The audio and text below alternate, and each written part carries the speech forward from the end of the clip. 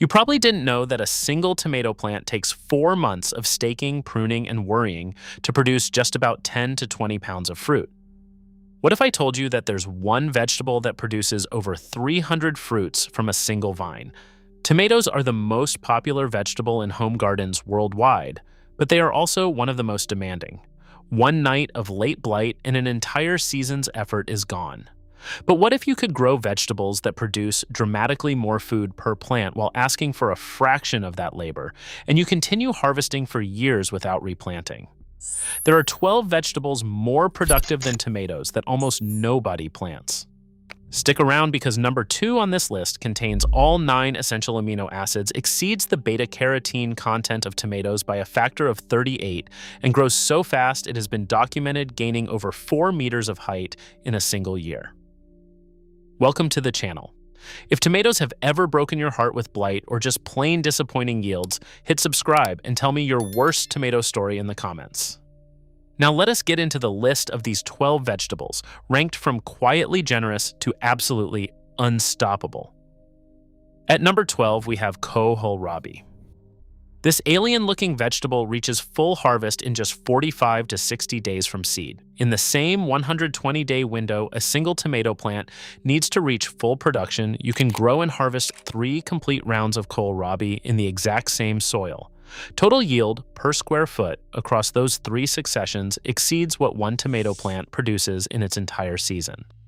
Kohlrabi is a member of the cabbage family that grows a swollen bulbous stem above the soil line. It looks strange. That is precisely why most Western gardeners have never planted one.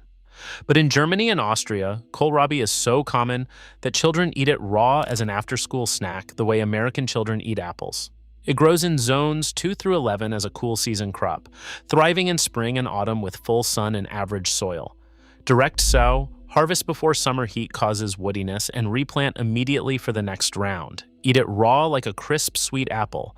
Slice it into salads and slaws, roast it. Puree it into soups, one of the most popular vegetables in Central European cuisine. Yet cross the Atlantic and most gardeners have never even heard its name. Moving to number 11, New Zealand spinach.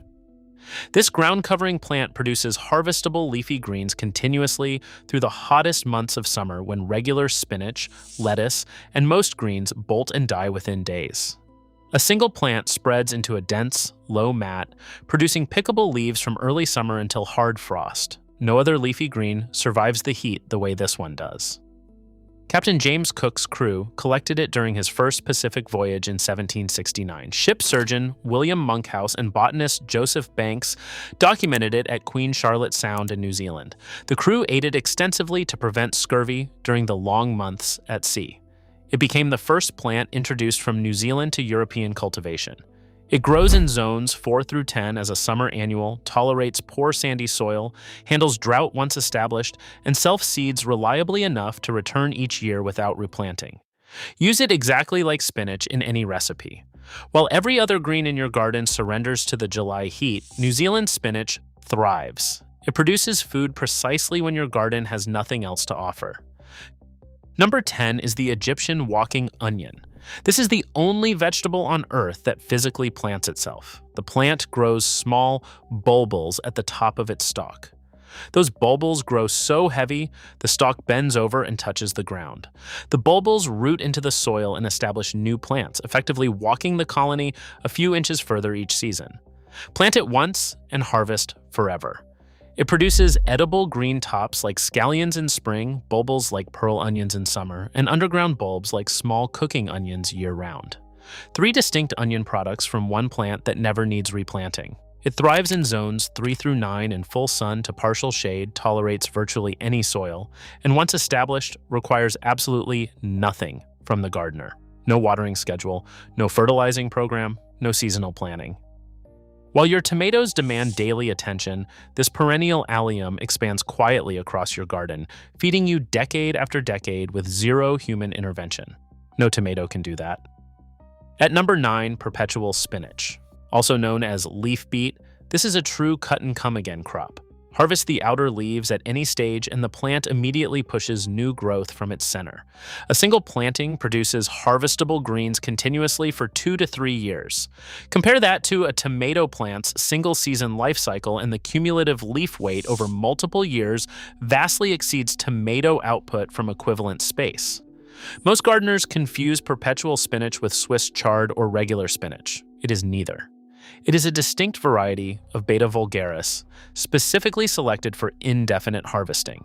It does not bolt in heat like true spinach, and it does not develop the thick, tough stems of standard chard.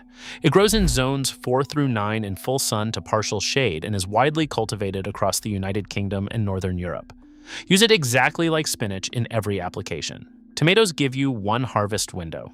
Perpetual spinach gives you every single week for years. Number 8 is Malabar Spinach. While perpetual spinach solves the bolting problem, Malabar spinach takes an entirely different approach. It is a tropical climbing vine that produces thick, succulent, edible leaves in the exact heat and humidity that destroys every other leafy green. Train it on a trellis, and it occupies the same vertical space as a tomato while requiring far less maintenance. The red-stemmed variety, called Basella rubra, is particularly vigorous, climbing aggressively and producing beautiful ornamental foliage alongside its edible output. In the Philippines, it is called alugbati and is a foundational ingredient in traditional vegetable stews. Across tropical Africa, it is one of the most important cultivated leafy greens. A plant feeding millions of people across 2 continents that most Western gardeners have never heard of. It grows in zones 7 through 11, needs full sun and a trellis, and thrives across India, Bangladesh, and Southeast Asia, East Africa, the Caribbean, and the deep south of the United States. The leaves have a mild flavor with a mucilaginous quality that naturally thickens soups and stews when cooked. At number 7, Armenian Cucumber. This is not actually a cucumber at all. It is technically a melon, classified as Cucumis mellow variety flexuosus. That botanical distinction matters enormously because it inherits the melon family's natural resistance to many of the cucumber-specific diseases that devastate standard varieties every August. While your regular cucumbers are wilting from bacterial wilt and downy mildew, Armenian cucumbers produce right through it. A single vine yields 15 to 20 or more fruits per season, each reaching 12 to 18 inches long with thin edible skin that requires no peeling. Total weight per plant rivals or exceeds tomato output with less disease pressure. It grows in zones 4 through 11 in full sun and is widely cultivated across Armenia, Turkey, Iran, and the Mediterranean.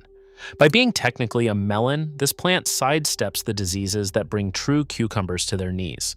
It produces through the exact window when your regular cucumbers are dying. That is biological strategy, not just productivity. Number 6 is Calabash, also known as bottle gourd. A single vine can produce 15 to 30 or more large gourds per season, reaching 30 feet in length across a trellis and fruiting continuously for months. In India, it is called lauki or dudhi and is one of the most commonly eaten vegetables on the subcontinent. Young tender fruit is cooked as a mild, squash-like vegetable across Indian, Chinese, African, and Caribbean cuisines, but calabash carries a deeper significance. It is one of the oldest cultivated plants on Earth. Archaeological evidence dates its cultivation to approximately 10,000 years ago. DNA research published in the Proceedings of the National Academy of Sciences revealed that bottle gourds reached the Americas from Africa as floating ocean drift, making it one of the only crops known to have crossed oceans before human agriculture was fully established. Indigenous peoples on 2 separate continents then independently domesticated the same plant. Mature dried gourds are hollowed into water vessels, bowls, musical instruments, and even birdhouses.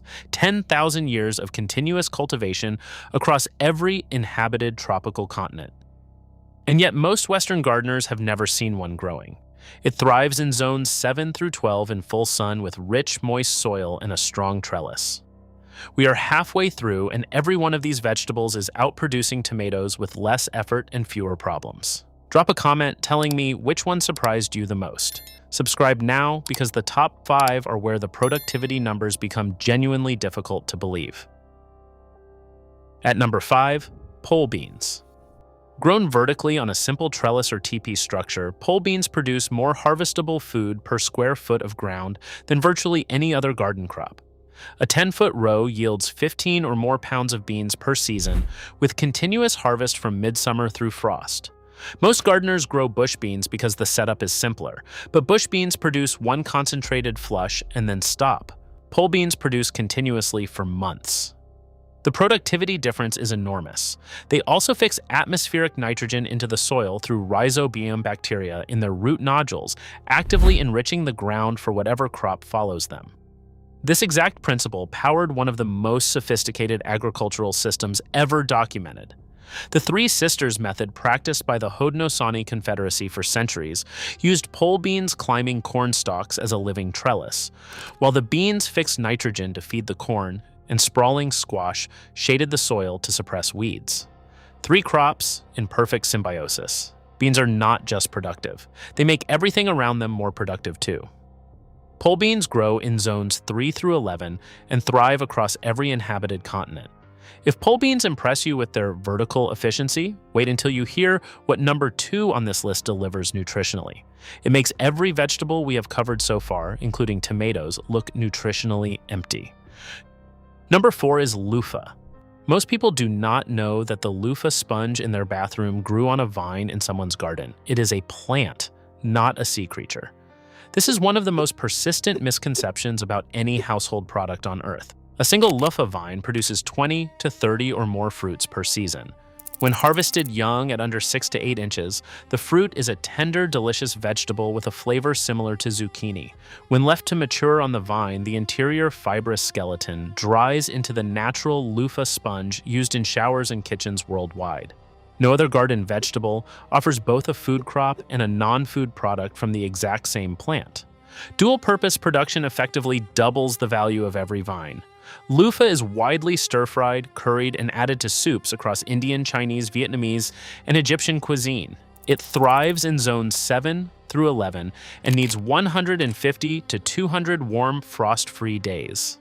In northern zones 5 and 6, start seeds indoors 6 to 8 weeks before last frost and transplant after soil warms. Provide a strong trellis because the fruit can grow over a foot long and become quite heavy. At number 3, zucchini. This is the vegetable so ridiculously productive it became a cultural phenomenon. A single healthy zucchini plant produces 6 to 10 pounds of fruit per week during peak season. Over a full growing season, one plant can yield 40 to 60 or more pounds of food. Even the most productive indeterminate tomato maxes out at 20 pounds under ideal conditions. Zucchini triples that without breaking a sweat.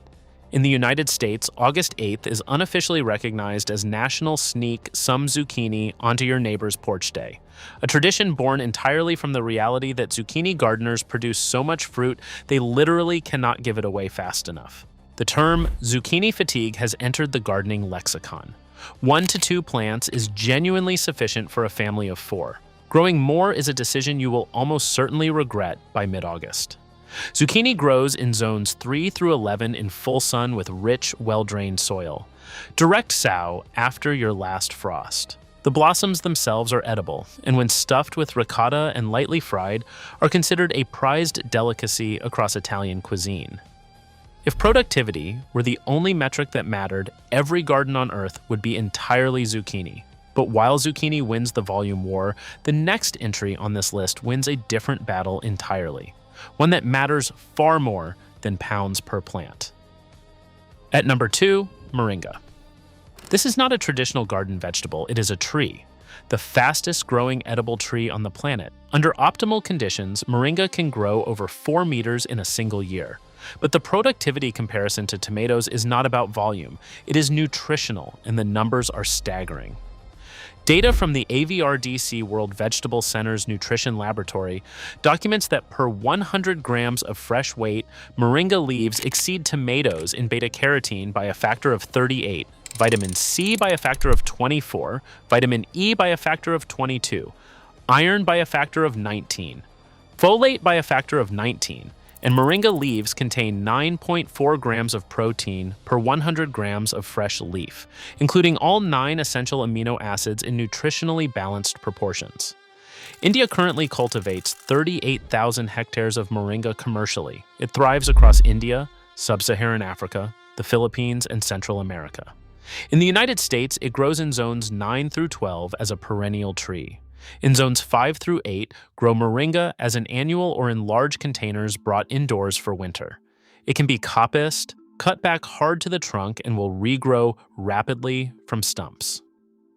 Nearly every part of the tree is edible. Fresh leaves are used like spinach.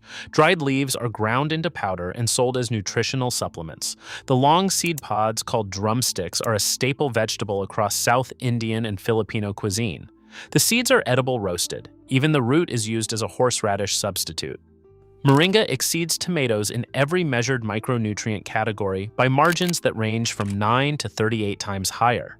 And it grows in soil so poor that tomatoes would refuse to germinate. And finally, taking the crown at number 1, chayote.